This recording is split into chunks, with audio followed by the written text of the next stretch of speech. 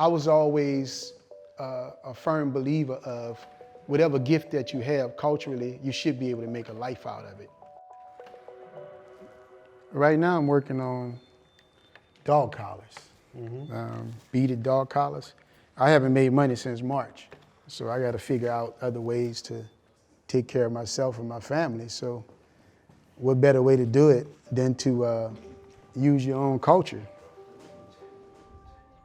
As the COVID-19 pandemic stretches into a second year, New Orleans, a city hit hard early on in the pandemic and whose economy is dependent on tourism, is trying to keep case numbers down while also figuring out what tourism looks like in 2021.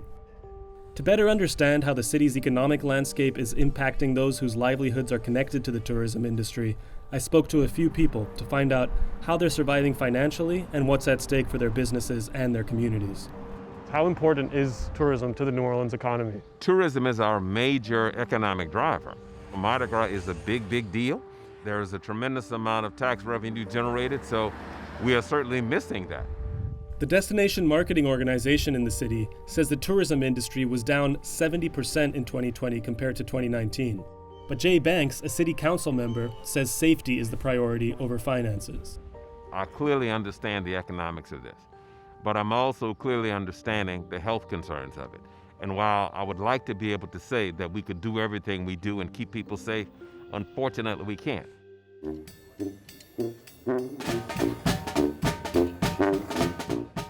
Before the pandemic, how many nights a week were you playing?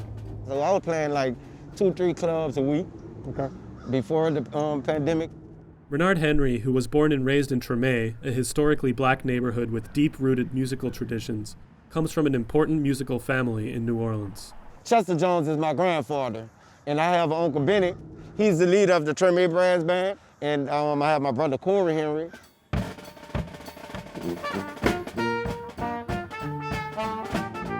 Henry says the gigs he's able to get now pay less than before the pandemic. Recently, he performed with Treme Brass Band outside DBA, a popular Frenchman Street club that he used to play inside of. We're playing in the DBA, we'll average maybe like $200, $150 with some tips, you know. But nowadays, we playing outside, we roughing it up, scrambling like a little $40, $50. Henry has been able to find work through a Mardi Gras crew that has hired artists and musicians as couriers, house float designers, and more. It's just one example of how the city has come together to help those who have taken the biggest financial hit. Hey guys, how you doing? For Alexis Graber, better known as TRIXIE MINX, the burlesque queen of New Orleans, her business, TRIXIE MINX Productions, was doing well prior to the pandemic. That first quarter of 2020 was actually like our highest grossing quarter yet to date. And we went from that to literally, it wasn't exactly zero, but like, I cried. And almost a year into the pandemic, she's struggling to keep her business afloat while also keeping her employees working safely. I've tried everything. I've done everything from in-person shows to virtual shows to Zoom performances. In October, she launched a weekly virtual show at DBA on Frenchman Street. All those shows went so smoothly, but the problem was that we didn't make money. And if anything, we lost money. And that quarter, I say this a lot, it felt like a sucker punch and a knife twist and a kick while you were down. After a reset, she scaled back the shows at DBA to once a month. I was super excited about this, honestly. Thank you guys for making my weekend. The hardest choice I had to make was realizing we had to do less to be able to save the business. And it seems counterintuitive, but in doing shows, doing them safely and doing them regularly actually lost the company more money. Well, this is a live music street, Right. First and foremost. That's what keeps it going. And unless we all open, it doesn't really do much good.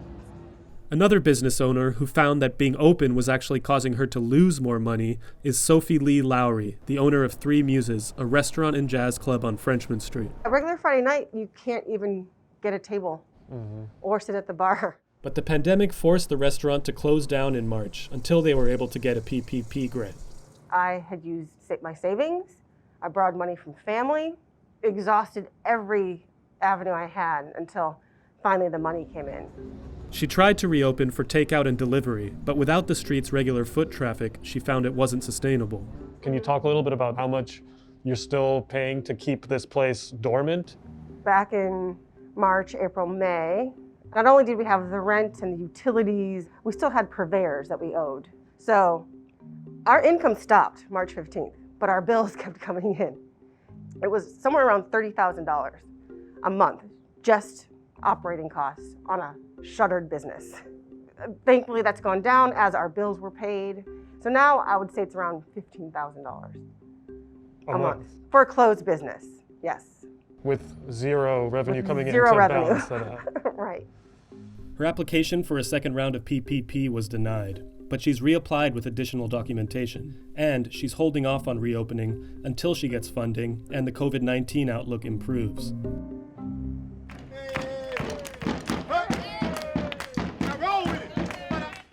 For many in New Orleans, the pandemic isn't just a threat to their health or their bank accounts. It's also a threat to their cultural traditions. You know, culture doesn't get preserved for free. Shaka Zulu is the big chief of the Golden Feather Hunters, a masking Indian tribe in New Orleans.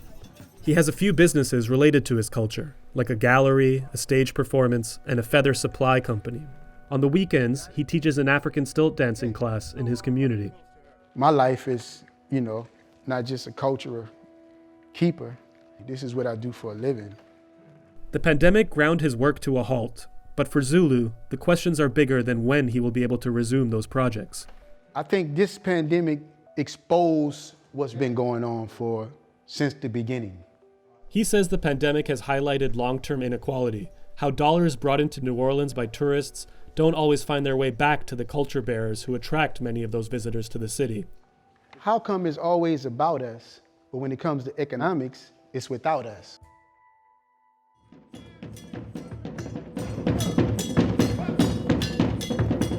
The pandemic may possibly bring attention to that because for once, everybody is shut down. You know, nobody is open.